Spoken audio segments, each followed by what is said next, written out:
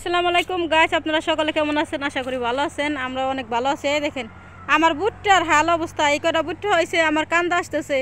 এতগুলা 900 টাকা কেজি ভুট্টা লাগাইছি, মনে করেন এই যে 2 মন ভুট্টা হইব না, 1 মন 1.5 মন ভুট্টা হইব আর কি। এটাই ভুট্টে দেখেন পুরোটাই লস। ভুট্টাগুলো এখন আমি কেলাইতেছি, দেখেন গাইস, এই ভুট্টা কয়টা গো, আমার কান্দা আসতেছে।